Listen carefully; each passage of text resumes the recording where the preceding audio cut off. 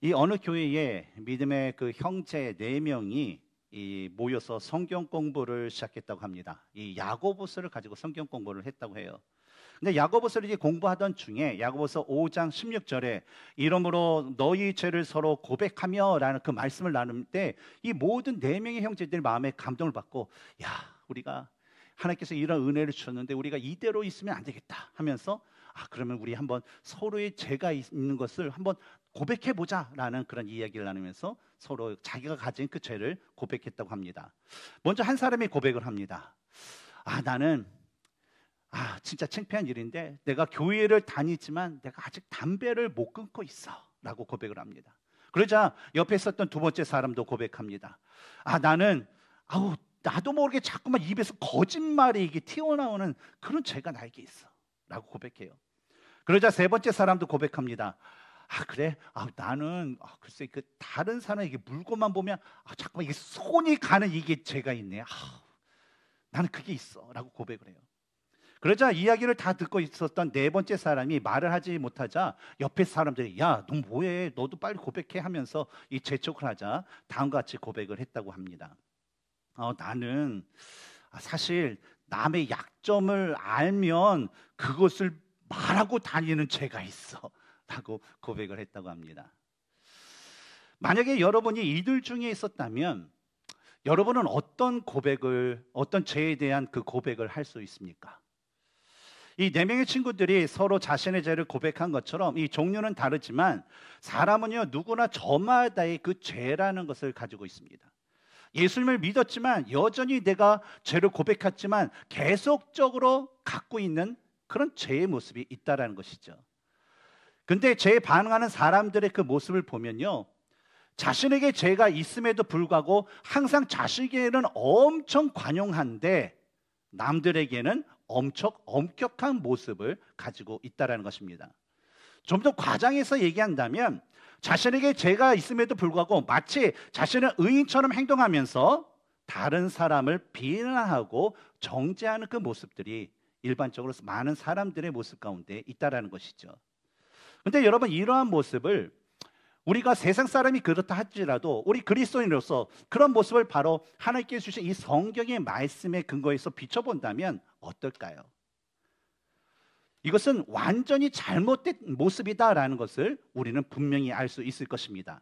왜냐하면 우리가 지난주에 나눴던 누가복음 12장 59절에도 내게 이르노니 한 푼이라도 남김없이 갚지 아니하고서는 결코 거기서 나오지 못하리라. 무슨 말씀이라고 했습니까? 한 푼이라는 작은 돈을 갚지 못한 것도 죄라는 거예요. 근데 그런 죄가 있으면 뭐예요? 나중에 하나님의 심판대에서 징계를 받을 것이니라 라는 이 예수님의 말씀을 보면 내 죄가 적다 해서 그것이 그냥 아무렇지 않게 여기는 그 모습도 나중에는 하나님 앞에서는 책망을 받는 모습이다라는 것이죠. 오늘 본문에서도 이 자신의 죄보다도 다른 사람의 죄에 비판하는 사람들에 대한 이 예수님의 말씀이 담겨져 있어요. 1절을 보면 예수님께서 모인 무리에게 아주 작은 죄라도 우리 회개해야 됩니다. 항상 깨어서 우리가 시대를 분별하여서 다시 오실 다시 오실 그날, 종말의 날, 하나님의 그 날을 우리가 준비해야 됩니다라는 그 메시지를 모인 무리들에게 이야기하고 있을 때 몇 사람이 얼마 전에 이 빌라도가 행한 악한 일을 예수님께 고하는 그런 장면을 우린 볼 수가 있습니다. 한번 같이 1절 읽어볼까요? 시작. 그때 마침 두어 사람이 와서 빌라도가 어떤 갈릴리 사람들의 피를 그들의 제물에 섞은 일로 예수께 아뢰니. 여기서 말하는 이 빌라도라는 것은 우리가 너무나도 잘 알고 있는 이 본디오 빌라도 총독을 가리킵니다. 우리가 빌라도 총독 그러면 단지 우리가 예수님의 그 심판 때에 유대인들이 예수님 십자가에 못 박혀 죽십시오 하면서 마치 소동을 일으킬 것 같은 그런 분위기가 있으니까 그래, 그럼 나는 죄가 없으니까 너희들이 알아서 해 내줬던 그냥 단지 재판관으로서의 그 본디오 빌라도만을 알 것입니다. 하지만 역사의 그 기록을 찾아보면 이 본디오 빌라도는요 당시에 아주 정치적인 야심이 아주 강했던 사람이에요. 그리고 이 성품이 포악하고 잔인하기로 아주 유명했던 자가 바로 이 본디오 빌라도 총독이었습니다. 또한 그는 이 업적을 쌓아서 로마 황제에게 자신의 그 충성심을 잘 보여서 로마 제국의 그 변방이라는 이 유대에 자신이 총독으로 왔지만 이제는 자신이 그 로마 제국의 중심에 내가 가고 싶은 그런 열망 때문에 어떤 그 이 유다에서는 바로 수로 건설을 핑계로 이 성전의 근거에 있는 그 돈을 강제적으로 가져다가 이 수로 공사에 쓰기도 했고, 또 로마의 황제의 그 상을 바로 예루살렘 성 안으로 가져오는 일을 아주 서슴없이 행했다라는 거예요. 그러다 보니까 이 빌라도에 대한 유대인들의 그 반응은 어떨까요? 좋았을까요? 아니면 나빴을까요? 당연하게 좋지 않았다라는 거예요. 오늘 본문에 언급된 이 갈릴리라는 그런 동네, 여러분 갈릴리라는 동네 참 익숙하죠. 저도 어렸을 때서부터 찬양으로부터 이게 갈릴리라는 그런 지명은 너무나도 익숙해요. 그래서 갈릴리 해변에서 오막 하면서 우리 불렀던 그 찬양 있지 않습니까? 근데 이 갈릴리는 바로 이 유다의 아주 그런 시골 동네입니다. 그래서 이 동네에는요, 어떤 뭐 부자나 지식인들보다는 주로 가난한 사람들, 또 어떤 실패한 사람들, 또 사람들로부터 소외된 사람들이 많이 모여서 살고 있었던 그 동네가 이 갈릴리입니다. 그런데 이들 중에서는요, 로마를 무력으로 정복시켜야 된다라고 이 마음을 가졌던 그 마음을 가지고 행동을 했던 그 열심당에 속했던 사람들도 바로 이 갈릴리라는 이 동네에 살고 있었어요. 그런데 어느 날 이 열심당원 중에 일부 사람들이 하나님 앞에 제사를 드리기 위해서 예루살렘 성전에 왔다가 그만 이 빌라도에 의해서 죽임을 당하는 사건이 벌어지게 되었던 것입니다. 당시 이 예루살렘의 성전에서 드려진 이 제사에 대한 역사 기록을 우리가 살펴보면요, 이 유월절과 같은 그 날에는요, 하나님께 드려지는 양의 숫자가 뭐 대략 22만 마리 이상이었다라고 합니다. 22만 마리. 근데 우리가 이 역사 기록에 우리가 인정하는 것은 뭐냐면, 유월절 같은 날이 되게 되면 뭡니까? 뭐 예루살렘 사람뿐만 아니라 유다에 있는 사람들, 세계 각국에 있는 어떤 유대인들이, 그 순례객들이 어디로 모여요? 예루살렘 성전에 모이게 됩니다. 그 예루살렘 성전에 모이면 뭐예요? 하나님 앞에 제사를 드리기 위해서 자신이 뭐예요? 그래도 가장 좋은 거, 드릴 수 있는 그 최고의 것을 드리게 되는데 주로 어린 양을 드리게 되죠. 그러니까 어때요? 22만 마리가 그 6월절 그 기간 동안에 제사를 드렸다? 우리가 이해할 수 있는 부분입니다. 그런데 그러다 보니까 발생했던 문제가 있어요. 6월절 제사를 드리는 그 날은요, 한정되어 있어요. 그런데 이 제사장들이 그 22만 마리나 되는 그 양들을 다 잡는 일은요, 현실적으로 불가능했다라는 것입니다. 왜냐하면 제사로 드리는 그 짐승을 어떻게 해야 돼요? 맨 처음에 죽여서 피를 받아야 되고, 피를 받은 다음에 각을 떠야 되고, 또 이제 머리와 다리와 또 내장과 그것을 다 이렇게 분리하고 그것을 씻는 일, 그런 것들을 해야 되는데 22만 마리를 바로 이 제사장들이 했다 그러면 이거는 불가능하다라는 것이죠.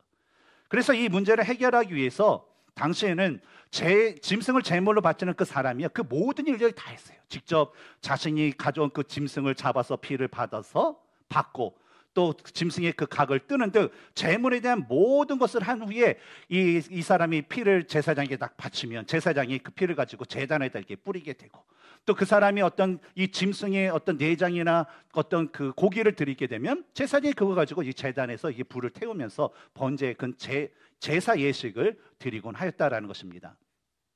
따라서 1절에서 빌라도가 어떤 갈릴리 사람들의 피를 그들의 제물에 섞은 일이라는 것은 바로 이 갈릴리 사람들이 예루살렘의 성전에 와서 바로 하나님께 제사를 드리기 위해서 자기가 가져온 이 짐승 제물에 대한 일들을 하는 도중에 바로 빌라도의 군사들이 들이닥쳐서 그들에게 살해당했던 일을 가리킨다라는 것입니다.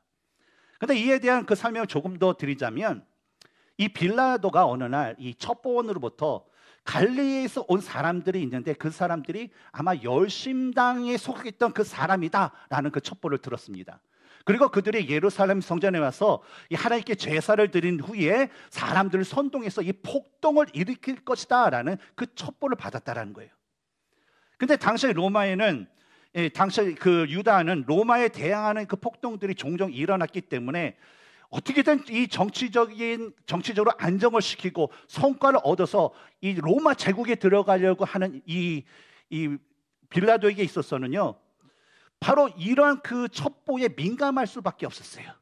그래서 어떻게든 자신의 그 정치적인 입지를 유지하고자 성전이라 할지라도 자신의 군사를 데리고 그곳에 의심되는 그 사람이라는 뭐 갈릴리 사람이든 유다 사람이든 예루살렘이든 그 자리에 있던 그 사람들을 그냥 사륙하게 돼버렸다는 것이죠. 그리고 전승에 의하면 이 빌라도가 이러한 일들에 대해서 유대인들에게 경고의 메시지로 갈릴리 사람들의 그 피, 거기서 죽임을 당했던 그 사람들의 피를 바로 그 제물, 하나님께 드린 그 제물에 섞어서 바로 제사를 드리라라는 그 명령을 했다라는 거예요.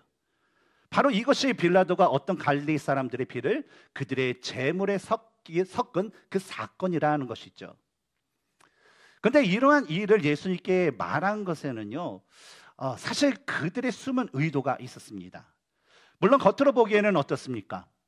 하나님의 거룩한 성전을 더럽힌 이 배은망덕한 이 빌라도, 사람들을 무참히 죽였던 이 잔인한 이 빌라도, 그리고 우리 유다를 점령하고 있는 그 로마 제국에 대한 어떤 비판과 비난을 위해서 이렇게 예수님께 고했다라고 볼 수가 있죠. 왜냐하면 예수님 보십시오, 이 빌라도가 우리 성전을 더럽혔습니다. 이렇게 빌라도와 같은 이 로마 제국이 우리 나라를 괴롭히고 있습니다. 이런 나라 어떻게 해야 될까요? 그러면 기대했던 게 뭐예요? 그렇지, 저 빌라도 천벌을 받아야 돼. 저 이 로마 제국을 향해서 우리는 항전해야 돼 하는 어떤 예수님의 그 말씀이 나오면, 그렇죠, 우리 이 빌라도를 우리 규탄합시다 하면서 어떤 그 비판의 말을 같이 하려고 하는 그 의도로 했다라고 볼 수가 있다는 거예요. 그런데 우리가 중요한 것은 뭐냐면, 예수님께 고한 자들이 강조했던 대상이 바로 갈릴리 사람이다라는 것을 볼 수가 있어요. 일반적으로 성전에서 이렇게 제사를 드린 사람 보면 뭐예요? 유대인들이에요. 그래서 뭐 유대인들이 빌라도에게 뭐 이렇게 죽임을 당했습니다 하는 그런 것이 아니라 갈릴리 사람들이라고 구체적으로 얘기하는 것을 보면 바로 그들의 마음 가운데서는 자신들이 그들보다 더 낫다라는 것을 예수님께 내세우면서 예수님으로부터 어떤 그런 칭찬 같은 것을 받기를 위한 의도가 있었다라는 것을 알 수 있죠. 물론 당시 잔인한 이 빌라도와 로마 제국에 대한 어떤 적개심, 또 그들로부터 우리가 해방을 받고 구원을 받겠다라는 그 마음은요, 뭐 유대인이라면 남녀노소 가릴 것 없이 모든 사람들에게 동일한 마음이었을 것입니다. 근데 특이한 점이 있어요. 어떤 특이한 점이 있냐면, 겉으로는 그들이 로마 제국에 대한 모든 것이 하나된 그 마음인 것 같은데, 바리새인들의 경우에는요, 열심당이 추구하는 어떤 무력을 사용해서 로마 제국을 정복하는 것 그 자체를요, 거부하는 그런 모습을 가졌어요. 그것은 옳지 않다.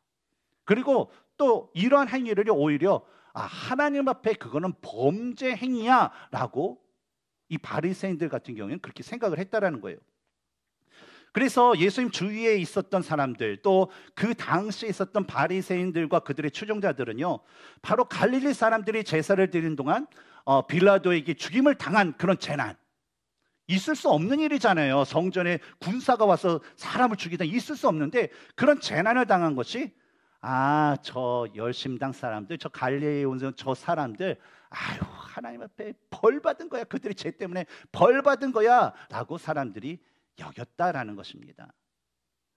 그런데 예수님께서는요, 당시 사람들이 재난을 당하는 이유는 곧 그들의 죄 때문이다라고 생각했던 당시의 어떤 그 통념과 그 정통과는 달리 다른 질문을 그 모인 무리들에게 해주시게 됩니다. 한번 2절 읽어볼까요? 시작.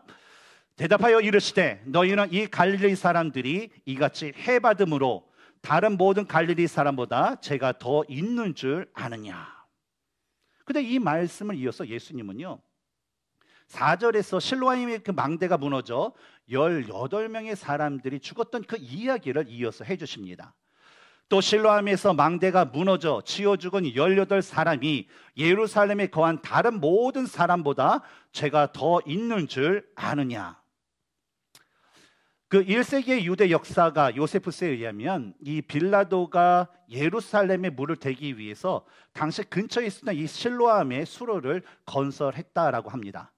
물론 당시 그 예루살렘에는요, 이미 두 가지의 그 수로가 있었어요. 하나는 가나안 시절 때 지어졌던 가나안 그 수로가 있었고, 또 하나는 히스기야 수로가 있습니다. 아수르가 이 이스라엘을 공격했을 때 어때요? 그 물을 뺏기지 않기 위해서 그 수로를 만든 것이 이제 히스기야 수로입니다.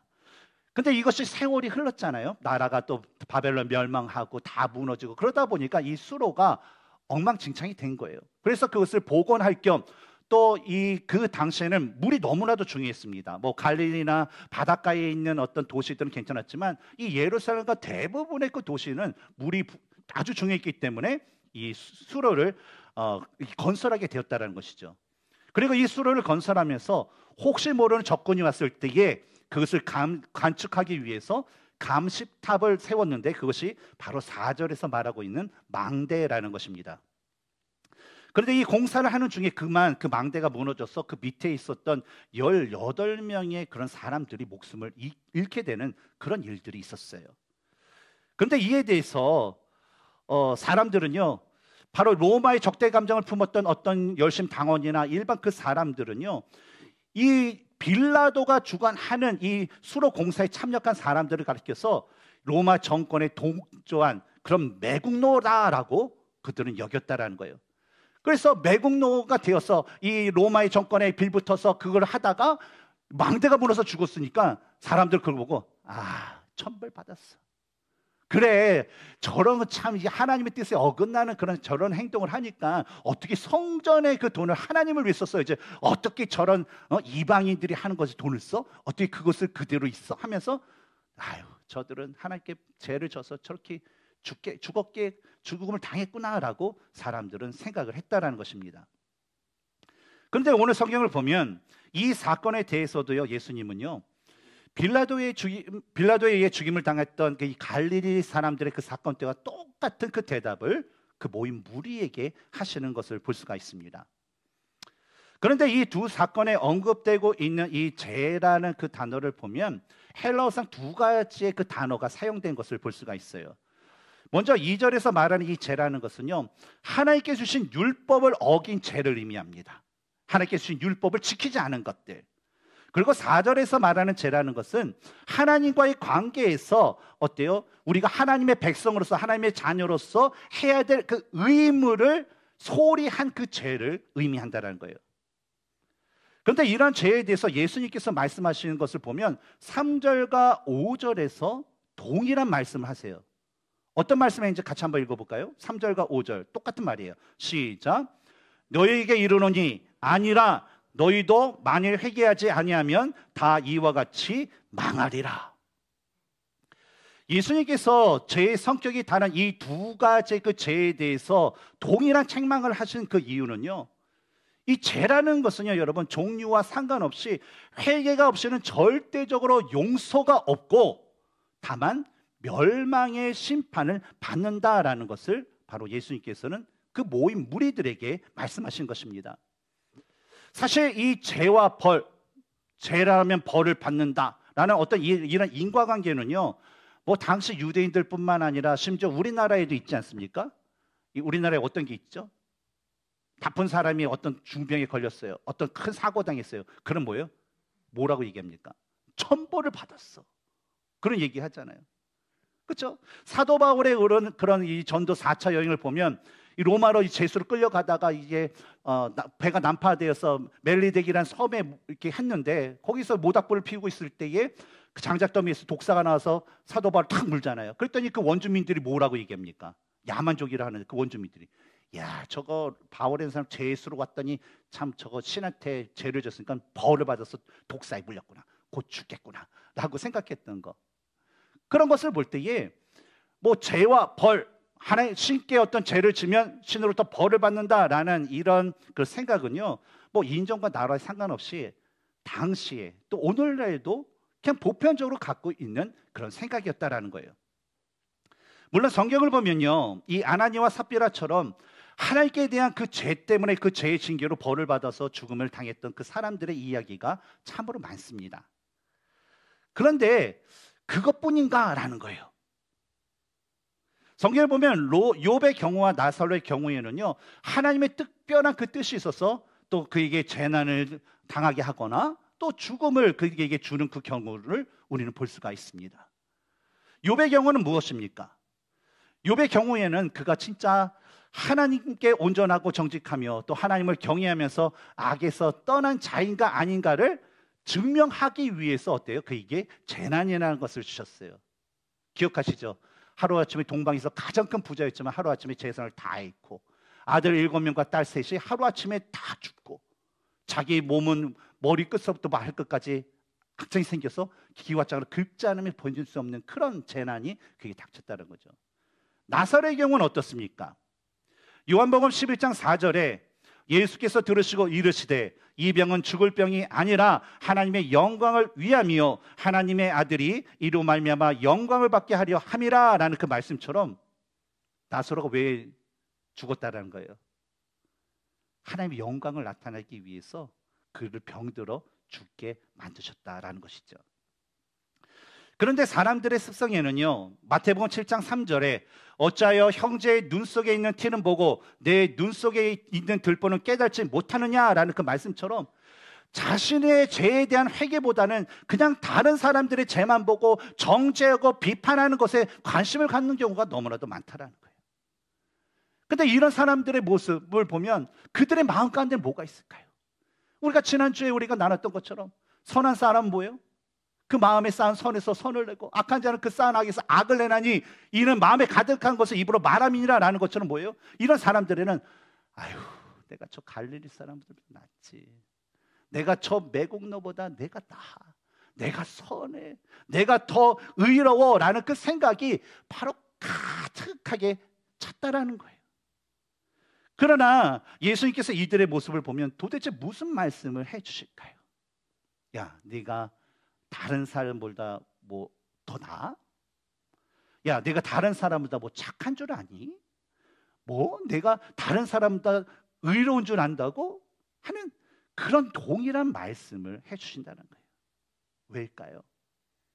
여러분, 제가 하나가 있든지 제가 10가지가 있든지요, 회개하지 않는 자는요 결국에 하나님의 심판을 받아서 멸망하기 때문입니다. 하나님과 예수님의 관심은요, 우리가 다른 사람에 대한 어떤 비난에 갖는 비난의 모습, 어떻게 하면 내가 다른 사람을 좀 커렉션해서 좀 어떻게 제대로 하게끔 하는 그런 모습이 아니라 우리가 우리 자신에 대해서 얼마나 회개를 하고 있는가, 우리 자신이 하나님 보시기에 얼마나 정결한 모습으로 살아가기에 노력하고 그런 모습을 갖고 있느냐에 그 관심을 갖고 계시다는 거예요.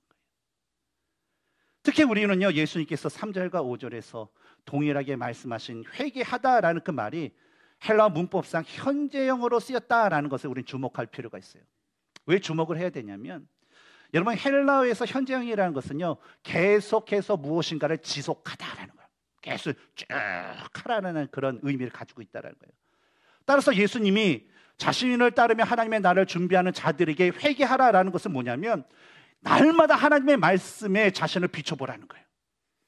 마치 이 말씀이 나의 거울인 것처럼 이 말씀이 나의 모습을 비춰보면서 죄가 있으면요 그것을 계속해서 지속해서 회개하는 삶을 살면서 자신의 생각과 마음뿐만 아니라 자신의 온 인격과 삶의 그 모든 것들이 하나님께 완전히 돌이킬 수 있는 그런 삶을 살아야 된다라는 것을 강조하신 것이라는 것이죠. 그런데 우리가 생각해 볼 문제가 있어요. 여러분, 이런 회개가 가능할까요? 우리는 잘못을 넣으면 그냥 feel sorry 하면 그냥 그것으로만 미안하고 안타깝고 그래 하지 말아야지 뭐 하면서 우리는 그것을 회개라고 생각할 때가 있어요. 그런데 성경에서 말하는 회개는 뭡니까? 완전히 그 죄의 삶에서 완전히 돌아서 하나님 앞에로 가는 거예요. 그런데 우리가 잘못했습니다, 미안합니다 하면서 우리가 어떤 그 마음적으로 이렇게 한다면, 우리가 그런 식으로 하면 우리가 진정 회개를 우리가 이룰 수 있을까요? 근데 성경을 보면요 분명한 사실이 있어요.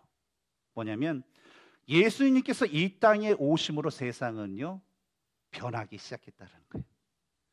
그리고 오늘날까지 그리스도의 복음이 들어간 곳에는요 바로 분명한 변화가 있었다는 거예요. 그런데 또 하나 다른 사실이 있어요. 그건 뭐냐면 그리스도의 복음이 들어가서 많은 사람들이 들었어도 변화되지 않은 사람은 예수님 당시나 역사의 그런 흐름 가운데나 지금 오늘날이나 존재하고 있다는 사실이에요. 근데 왜 그럴까요? 근데 이러한 현상이 생기는 원인에 대해서 우리가 살펴보면요, 우리가 한 가지 아주 중요한 이유를 발견하게 됩니다. 그것은 뭐냐면, 진정한 회개가 없이는 변화된 사람도 없고, 진정한 회개가 없이는 변화된 삶을 결코 살아갈 수가 없다라는 거예요. 그래서 교회를 내가 20년 평생, 내가 태어날 때서 죽을 때까지 내가 교회를 다녀도 진정한 회개가 없다면 그 사람은요, 죄송하지만 그리스도인이 아니라는 거예요. 구원받은 자가 아니라는 것입니다. 그렇다면 우리는 어떻게 온전한 회개를 할 수 있을까요? 그냥 우리가 마음속으로나 생각속으로 잘못했다, 미안하다, 내가 조금 죄책감이 든다 하는 어떤 그 감정이나 의지의 그 결단으로 진정한 회개를 우리는 이룰 수 있을까요? 이에 대해 예수님께서는요, 열매 맺지 못하는 무화과 나무의 비유를 통해서 우리에게 말씀해 줍니다. 근데 이 비유를 보면 예수님은요, 무화과 나무를 유대인으로, 오늘날과 비교해 보면 우리 크리스찬들 얘기하겠죠. 유대인으로, 그리고 한 사람을, 즉 포도원 주인을 하나님으로, 또 열매를 경건한 삶, 즉 하나님의 백성으로 변화된 삶으로, 또 그리고 포도원 지기를 예수님 자신으로 비유하여서 우리에게 말씀해 줍니다. 우리 먼저 6절과 7절을 읽어볼까요? 시작. 이에 비유로 말씀하시되 한 사람이 포도원에 무화과 나무를 심은 것이 있더니 와서 그 열매를 구하였으나 얻지 못한지라. 포도원 지기에게 이르되 내가 3년을 와서 이 무화과 나무에서 열매를 구하되 얻지 못하니 찍어 버리라. 어찌 땅만 버리게 하겠느냐. 이것을 한번 우리 비유법을 대해서 다시 한번 그 명칭을 바꿔서 한번 읽어보겠습니다. 이에 비유로 말씀하시되, 한 사람이 누굽니까? 하나님이죠. 하나님이, 포도원이라는 것은 자신의 땅이잖아요. 이스라엘 땅. 자기의 그 땅에 무화과 나무, 하나님의 백성 유다인들, 그리스도인들, 유대인들을 심은 것이 있더니 와서 그들에게 변화된 모습을 구하였으나 얻지 못한지라. 포도원 지기에게, 예수님에게 이르되 내가 3년을 와서 이 유대인에게서 그들의 변화된, 하나님의 자녀로서의 변화된 모습을 구하였으나 얻지 못하니 찍어버리라. 어찌 땅만 버리게 하겠느냐. 여러분, 일반적으로 열매를 맺는 그 나무의 실과는요, 심은 지 첫 해에 낳기도 하기 때문에 이게 먹을 수 있어요. 하지만 어떤 그 맛이나 어떤 상품 가치로는 절대 그것을 가치를 얻을 수 없습니다. 그래서 일반적으로 열매를 맺는 그 과일 경우에는 한 4년 차, 4년 때, 4번 정도 열릴 때서부터 좀 당도나 그 모습이나 그것이 상품 가치가 있게 됩니다. 그래서 또한 뭐냐면 이 무화과 나무가요, 그래서 이 6절에 보면 주인이 무화과 나무를 심은 후에 이 열매를 따라왔다는 것은 뭡니까? 그냥 나무를 심은 지 그냥 바로 와서 야, 열매 좀 내놔라고 얘기한 게 아니라 최소 뭐예요? 우리 인간의 그 계산으로는 4년 후에 열매를 받으러 왔다라는 것을 알 수 있죠. 근데 문제는 뭐냐면 분명히 4년이 지나면 좋은 열매를 맺어야 되는데 이 나무에서 전혀 열매를 맺지 못했다는 거예요. 얻지를 못했다라는 거예요. 근데 무화과 나무가요, 1년에 2번을 수확을 한다고 합니다. 근데 이런 사실을 근거로 볼 때 주인이 3년 동안 왔다라는 거예요. 그러면 적어도 이 주인이 무화과 나무에서 열매를 얻기 위해서 몇 번을 왔다라는 겁니까? 최소 6번을 왔다라는 거예요. 6번 와서 무화과 열매가 있나? 열매가 있나? 인내하면서 참으면서 그것을 계속 열매를 구했다라는 거예요. 그런데 어때요? 주인은요, 아무것도 얻지 못했다는 거예요. 그러자 이 주인은 더 이상 참지 못하고요, 포도원 지기에게 야, 이 열매도 맺지 못한 이 나무, 야, 찍어버려. 차라리 야, 열매 맺는 나무를 그 땅에 좀 심어. 왜 땅만 이렇게 낭비하냐라고 명령을 하게 됐죠. 그러자 이 포도원 지기가 주인에게 간절히 요청을 했죠. 8절과 9절입니다. 대답하여 이르되 주인이여, 금년에도 그대로 두셨어. 내가 두릅하고 거름을 줄이니 이후에 만일 열매가 열면 좋거니와 그렇지 않으면 찍어버리소서 하였다 하시니라. 우리는 이 비유를 통해서 포도원 주인으로 비유되는 하나님의 모습에 대해서 우리는 알 수가 있어요. 첫 번째, 하나님은요, 자기 백성에게 열매를 기대하시는 분이다라는 것을 알 수 있어요. 즉 뭡니까? 우리가 하나님 백성다운 자녀된 그 모습으로 변화되는 것을 기대하신다는 거예요. 두 번째로 하나님은요, 자신이 원하는 열매가 잘 맺을 수 있을 때까지 인내하면서 기다리시는 분이래요. 충분히 시간을 주시는 분이에요. 인내하시면서. 그리고 세 번째는 하나님은 열매를 맺을 때가 되면 그 열매를 반드시 요구하시는 분이시라는 거예요. 즉 우리가 하나님 백성으로서 해야 될 일을, 백성이 되어서 그 일을 신실하게 감당하며 살아가고 있는지를 요구하신다는 거죠. 또 네 번째로 열매를 맺을 때가 되었음에도 불구하고 열매를 맺지 못할 때는요, 그 나무를 과감하게 찍어버리시는 분이시다라는 것을 알 수 있어요. 즉 뭡니까? 하나님께 합당한 삶을 살지 않은 그 행위대로 반드시 심판을 하시는 분이다라는 것이죠.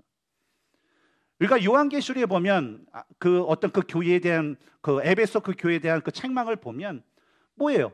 야, 에베소 교회, 네가 진짜 모든 걸 다 잘했어. 진짜 모습 좋아. 근데 너는 첫 열매를 너는 잃어버렸어. 그게 뭐냐면 첫사랑이야. 근데 내가 그 첫사랑 열매를 네가 맺지 못하면 나는 너의 촛대를 치워버릴 거야. 뭡니까? 그 나무를 찍어버리겠다는 거예요. 심판하시겠다라는 것이죠. 근데 또한 이 비유를 통해서 우리는요, 하나님과 인간 사이에서 일하시는 예수님의 그 모습에 대해서도 우리는 볼 수가 있어요. 주인이여, 금년에도 그대로 두소서. 내가 두렵하고 걸음을 줄이니 이후에 만일 열매가 열면 좋거니와 그렇지 않으면 찍어버리소서. 여러분, 이 구절에서 말하는 이 금년이라는 것은요, 1년 한정된 시기를 얘기합니다. 그래서 뭐예요? 하나님의 그 나라가 이 땅에 임하는 그날, 예수 그리스도께서 이 땅에 다시 오는 그날까지를 의미한다라는 거예요. 근데 예수님께서는요, 하나님께서 이미 자신의 백성들에게 자신의 땅을 주시고 그들에게 말씀을 주셔서 하나님의 백성으로서 자녀로서 살아갈 것을 말씀하시고 그렇게 알려주는데도 불구하고 이스라엘 백성들은 뭐예요? 사람들은 어떻게 된다는 거예요? 스스로가 그렇게 살지 못했다라는 거예요. 그래서 예수님은 인간이 스스로 그런 열매를 맺지 못하기 때문에 하나님의 그 나라가 오는 그 종말에 오기까지 진짜 하나님이 원하시는 그런 열매를 인간들이 맺을 수 있도록 자신이 걸음을 주겠다라고 하나님께 제발 지금 심판하지 말고 지금 찍어버리지 말고 좀 기다려주세요라는 거예요. 근데 여기서 말하는 걸음은 뭐예요?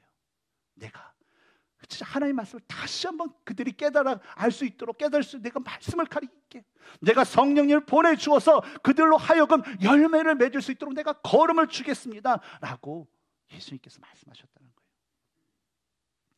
거예요. 요한복음 2장 23절에 죽은 자 가운데서 살아나신 후에야 제자들이 이 말씀하신 것을 기억하고 성경과 예수께서 하신 말씀을 믿었더라라는 그 말씀, 그리고 사도행전 2장 1절에서 3절에 오순절 성령 강림 사건에 대한 그 말씀을 보면 예수님과 3년 동안 동고동락하면서 예수님의 말씀도 듣고 예수님이 행했던 그 모든 것들을 봤던 이 제자들의 경우에도요, 예수님에 대한 온전한 믿음을 갖게 된 것이 언제였다라는 거예요.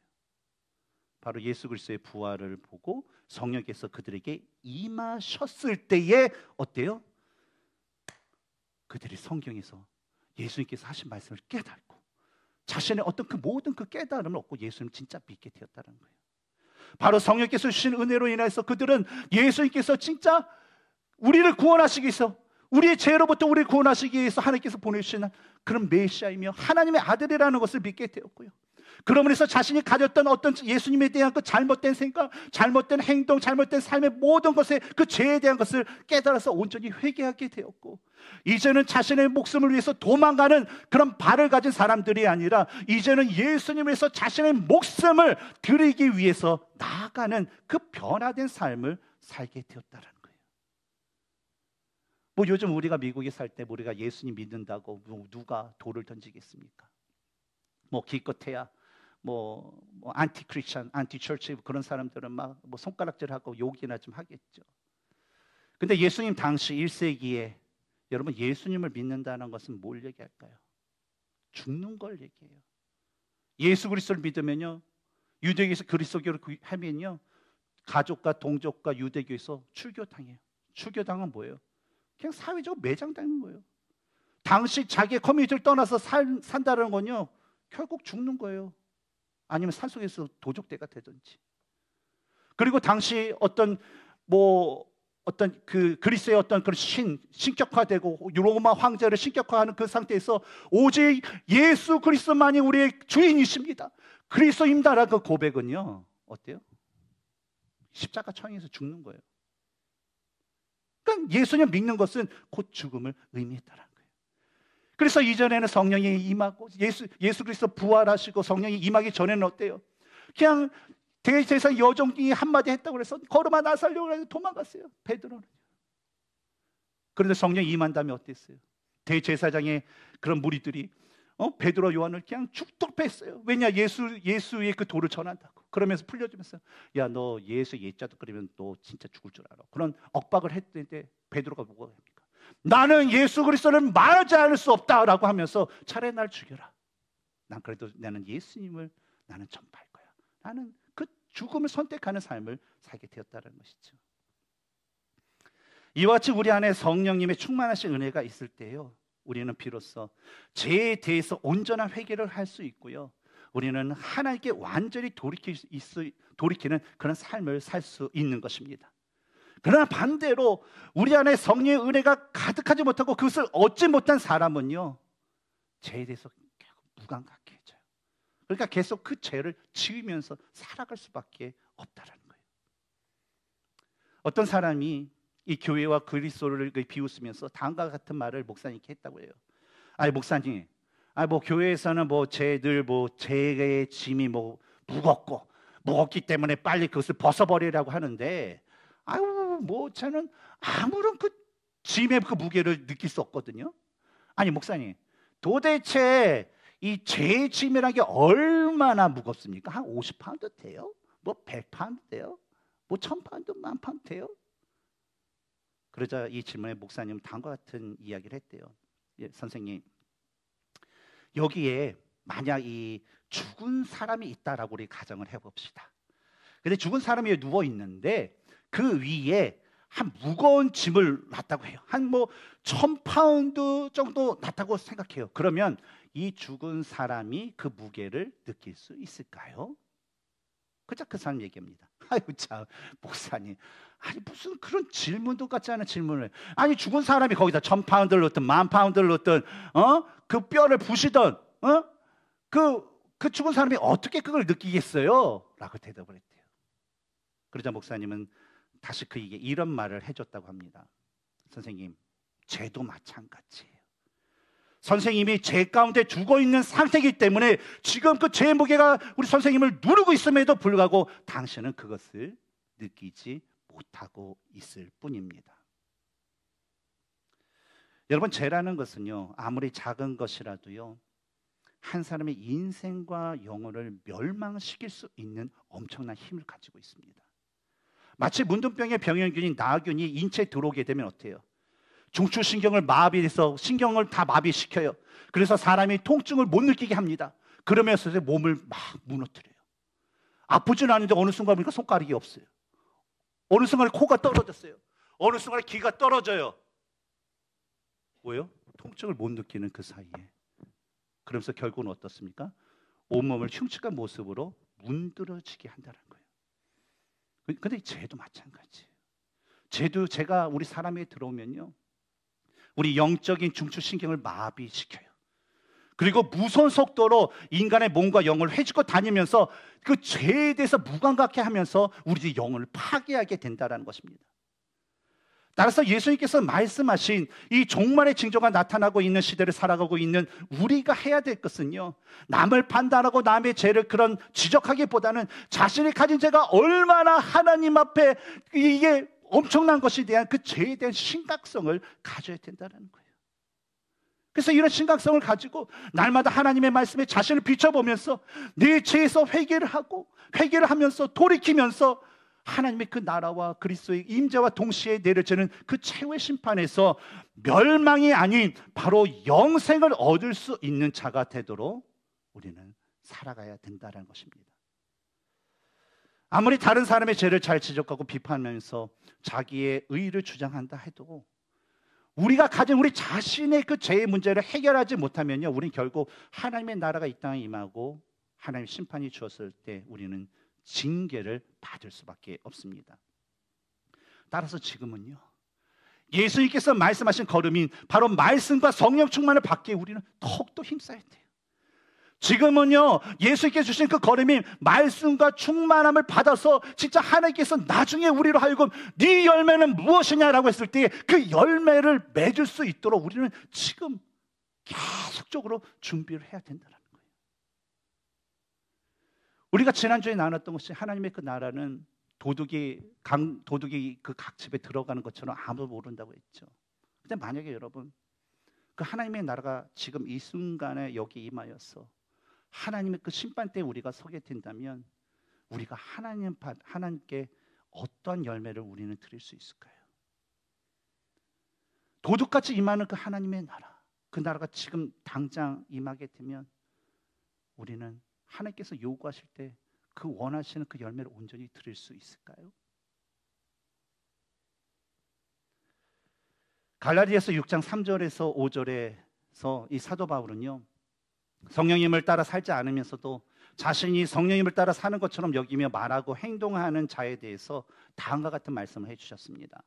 제가 세 번역으로 읽겠습니다. 어떤 사람이 아무것도 아니면서 무엇이 된 것처럼 생각하면 그는 자기를 속이는 것입니다. 각 사람은 자기 일을 살펴보십시오. 그러면 자기에게는 자랑거리가 있더라도 남에게까지 자랑할 것은 없을 것입니다. 사람은 각각 자기 몫의 짐을 져야 합니다. 사랑하는 성도 여러분, 지금 우리는요, 날마다 말씀을 통해서 자신을 살펴보는 그런 삶을 살아야 됩니다. 우리는 날마다 기도를 통하여서 우리의 그 죄를 회개하는 그런 삶을 우리는 살아가야 됩니다. 그리고 우리는 날마다 하나님께서 주신 우리 개인과 또 우리 교회에게 주신 그 사명의 짐을요, 그것을 지면서 주님의 그 오심을 기다리고 주님을 맞이하는 그런 삶을 우리는 살아가야 합니다. 그러면 주님께서 어느 때 오시든지 우리는요, 마라나타 주 예수여 곧 오시옵소서, 내가 주님을 기다리고 있었습니다, 지금 오셨군요, 주님 사랑합니다 라는 그런 기쁨의 외침을 하면서 주님을 맞이할 수 있고, 또 주님께서 자신의 그 자녀들을 위해서 열어주시는 그 천국의 그 잔치에 동참할 수 있는 그런 축복이 우리에게 주어질 줄 믿습니다. 사랑하는 성도 여러분, 이 소망을 가지시기 바랍니다. 그리고 주님의 오신 날을 우리가 열심히 준비하여서 주님의 축복 가운데 거하실 수 있는 저와 여러분이 되기를 주님의 이름으로 축원합니다. 함께 기도하겠습니다.